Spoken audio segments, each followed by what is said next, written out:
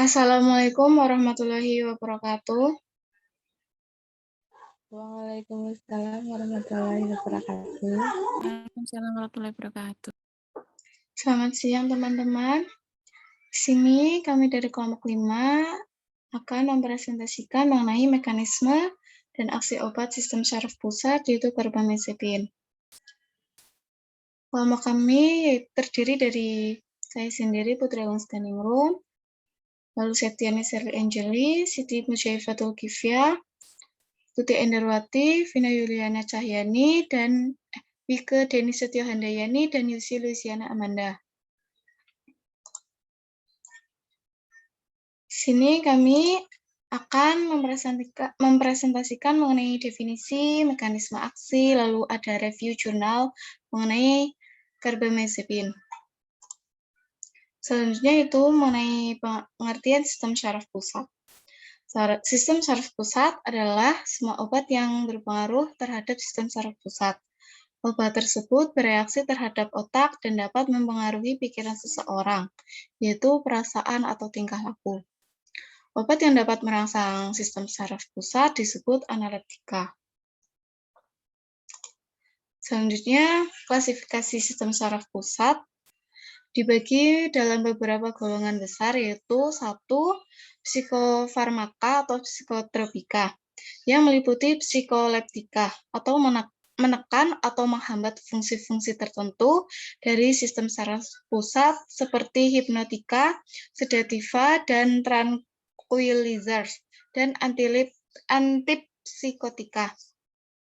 Psikoanaleptika atau menstimulasi seluruh sistem syaraf pusat, yaitu antidepresiva dan psikostimulansia atau wekamin.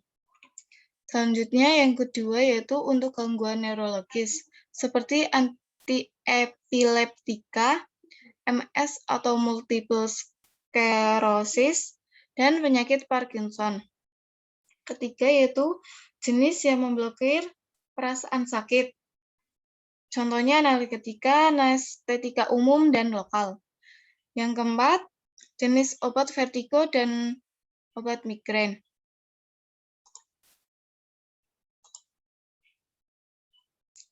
Selanjutnya akan dijelaskan oleh teman saya, dipersilahkan.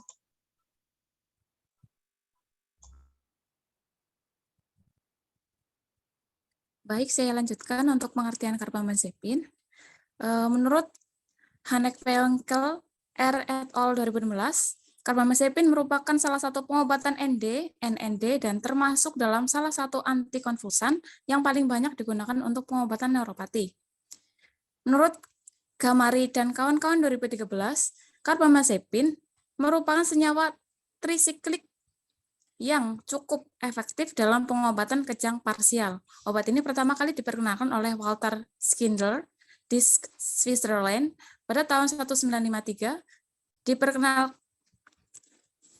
Karbamazepin pertama kali digunakan untuk pengobatan trigeminal pada tahun 1962. Dan kemudian digunakan secara luas untuk pengobatan epilepsi di Inggris pada tahun 1965. Lalu pada tahun 1974 diakui pemakaian di Amerika Serikat.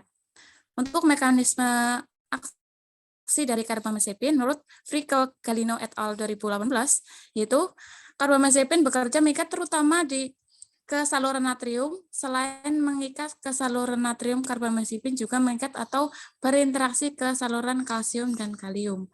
Selain itu, karbamazepin meningkatkan efek penghambat GABA dan mengurangi efek rangsangan glutamat.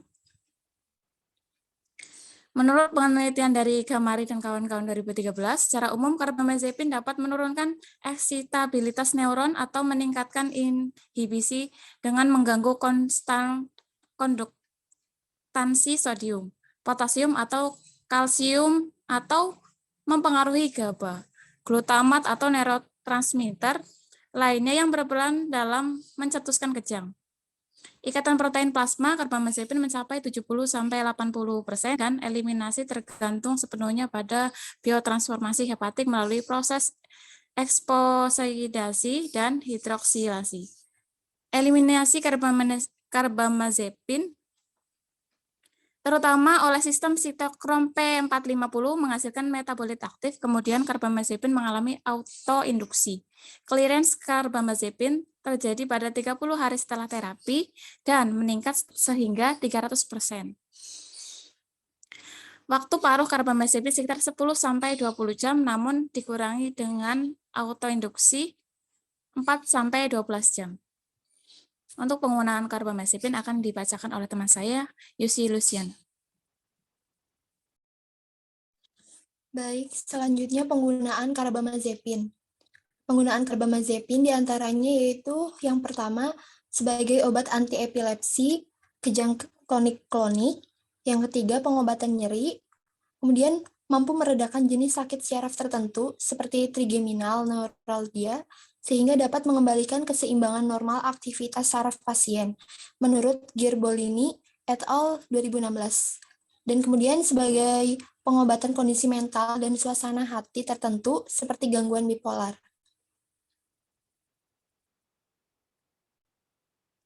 Kemudian saya akan membacakan hasil review jurnal.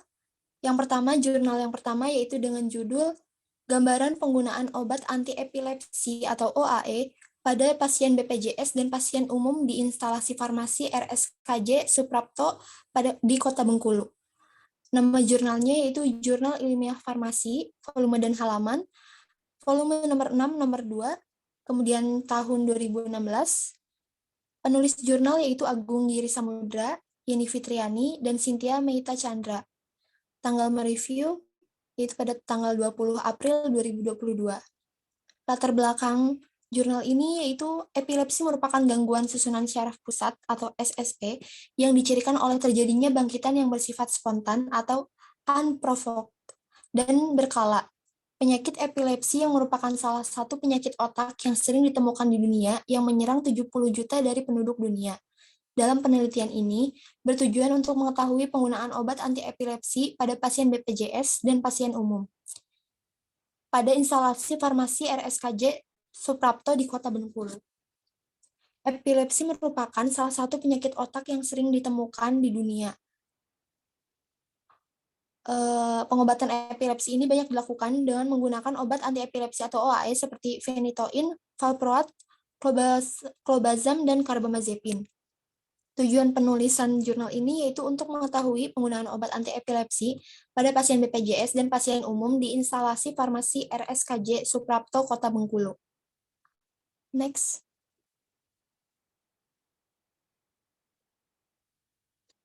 Metode penelitian pada jurnal ini yaitu menggunakan metode deskriptif dengan menggunakan teknik total sampling dan data sekunder berupa resep-resep obat anti-epilepsi pada bulan Oktober sampai Desember pada tahun 2018. Hasil penelitiannya yaitu penggunaan obat anti-epilepsi atau OAE pada instalasi farmasi RSKJ Suprapto Kota Bengkulu didapat data dengan total kasus 94 pasien yang mengalami epilepsi di antaranya 64 pasien BPJS dan 30 pasien umum atau menggunakan biaya sendiri. Penggunaan obat pada pasien laki-laki maupun perempuan yang paling banyak dikonsumsi atau digunakan adalah obat karbamazepin. Sedangkan untuk obat anti-epilepsi yaitu fenobarbital dan asam valproat tidak digunakan di dalam resep. Fenobarbital tidak digunakan karena strukturnya mirip dengan phenytoin dan memiliki efek samping dari fenobarbital lebih besar dibandingkan dengan phenytoin, yaitu efek sampingnya terganggunya fungsi kognitif dan perubahan perilaku terutama pada golongan anak. Dan karbamazepin banyak digunakan karena fungsi dari obat ini yaitu untuk mencegah dan mengontrol kejang pasien epilepsi dan neuropati. Kesimpulannya, dari hasil penelitian jurnal ini yang telah dilakukan, dapat disimpulkan bahwa obat anti-epilepsi atau OAE yang paling banyak digunakan adalah obat karbamazepin. Karena fungsi dari obat ini yaitu mencegah dan mengontrol kejang pasien epilepsi dan neuropati. Selain itu, fungsi karbamazepin adalah untuk mengobati kondisi mental dan suasana hati tertentu, seperti gangguan bipolar, dan tidak adanya perbedaan pemberian obat anti-epilepsi atau OAE pada pasien umum dan BPJS. Selanjutnya akan dibacakan oleh teman saya. Selanjutnya, Jurnal yang kedua dengan judul Hubungan Lama Pengobatan dan Jenis Obat Anti Epilepsi dengan Derajat Depresi pada Pasien Epilepsi. Nama jurnal, Jurnal Integrasi Kesehatan dan Sains atau JKISE. Volume dan halaman, volume nomor 1, volume 1, nomor 2, dan halaman 156 sampai 160. Tahun 2019, penulis Maita Nurfitriani, Saifullah, Rahmadewi Indi Astuti, Waya Numur Yuliawati, Yuka Andriana, Mirati Kania Dewi. Tanggal review 20 April 2022. Latar belakang, epilepsi termasuk dalam penyakit kronik pada otak yang dapat menyerang semua usia. World Health Organization atau WHO memperkirakan 2,4 juta orang terdiagnosa epilepsi setiap tahunnya.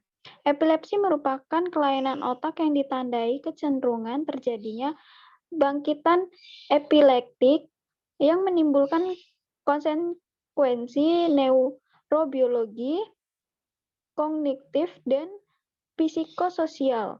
Terapi epilepsi dilakukan dengan jangka waktu yang lama untuk mengurangi kejadian bangkitan, sehingga dapat meningkatkan kemungkinan terjadinya efek samping, di antaranya depresi.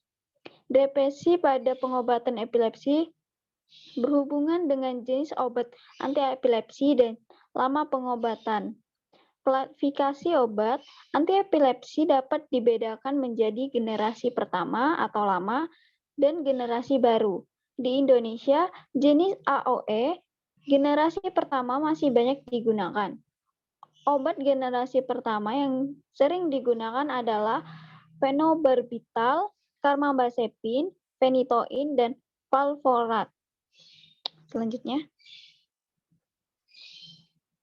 tujuan penulis, penelitian ini bertujuan mengetahui hubungan lama pengobatan dan jenis obat epilepsi dengan derajat depresi pada pasien epilepsi.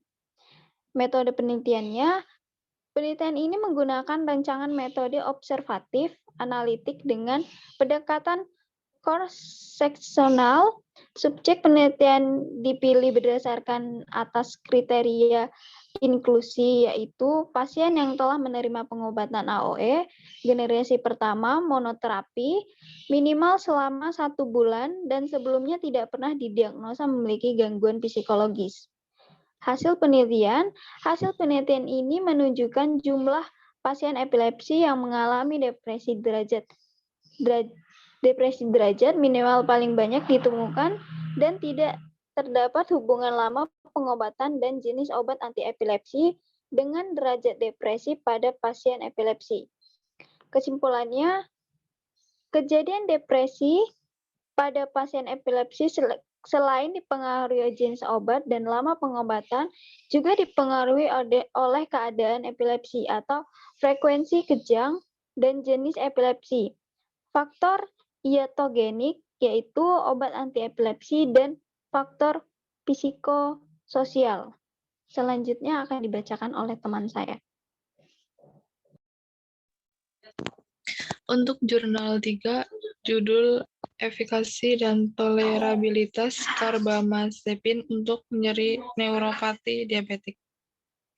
Nama jurnal, Jurnal Axona, volume 1, nomor 1, dan halaman 1-6. Tahun 2021. Penulis Handik Badriah Hidayati. Tanggal review 5 Juli 2022. Latar belakang, neuropati perifer merupakan salah satu alasan paling sering pasien dirujuk ke klinik neurologi.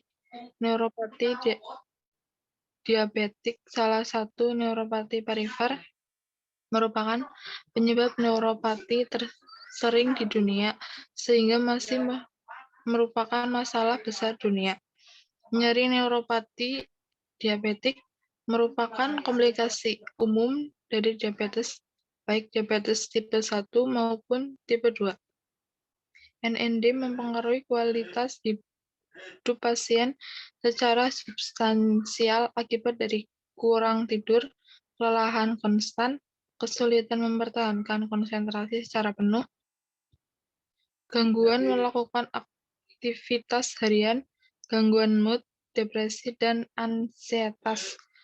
Karbamazepin merupakan salah satu terapi nyeri neuropati. Next.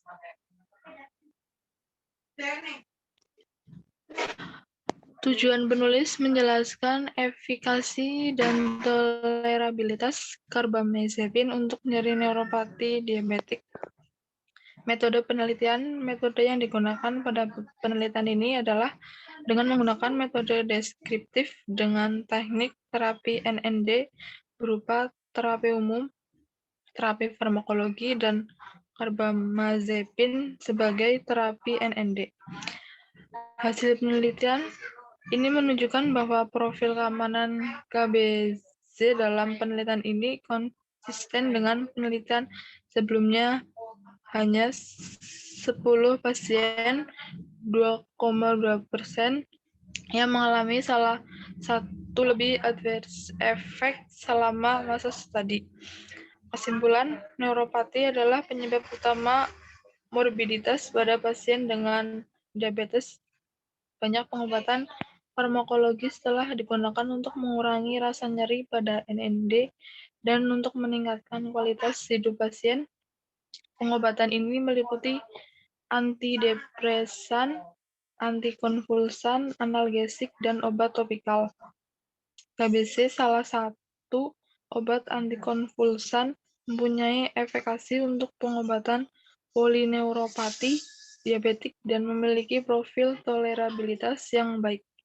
Pada kasus NND, KBZ bisa mengurangi nyeri serta meningkatkan secara signifikan pendekatan empati dengan dukungan multidisiplin diperlukan karena disfungsi psikologis pada pasien diabetes merupakan faktor penting dalam meningkatkan penderitaan terkait semua aspek penyakit.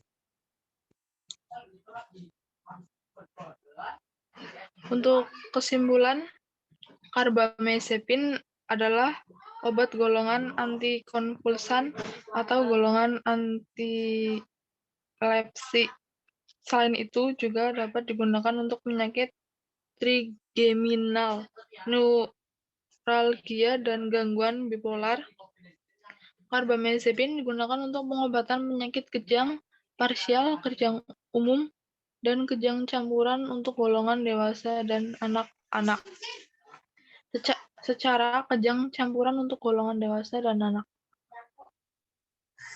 Secara umum, karbamazepin diberikan dosis rendah pada awal pengobatan dan dinaikkan dosisnya secara bertahap untuk mencapai tujuan terapi, sehingga efek samping yang merugikan dapat diminimalkan atau diminimalisir.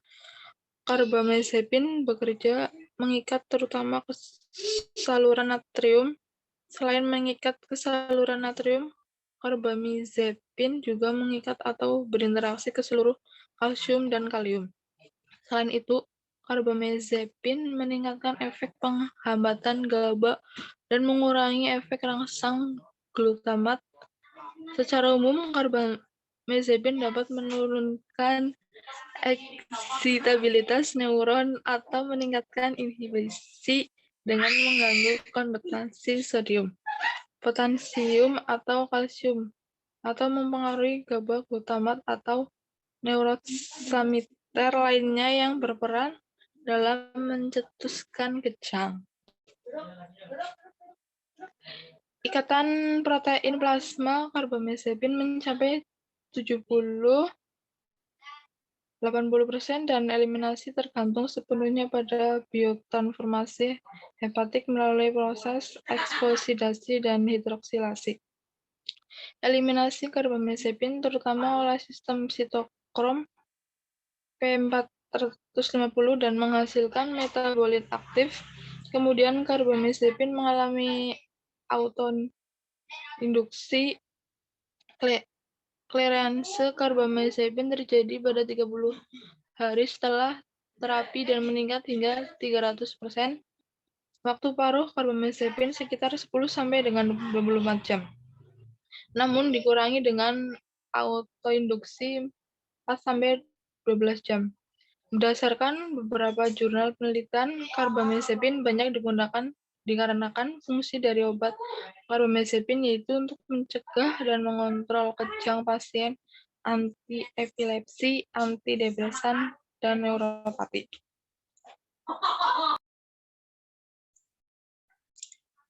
Demikian presentasi dari kelompok kami. Semoga apa yang telah kita presentasikan dapat memberikan manfaat, dan apabila ada kekurangan, kelompok kami mohon maaf. Saya tutup presentasi hari ini. Wassalamualaikum warahmatullahi wabarakatuh. Waalaikumsalam warahmatullahi wabarakatuh.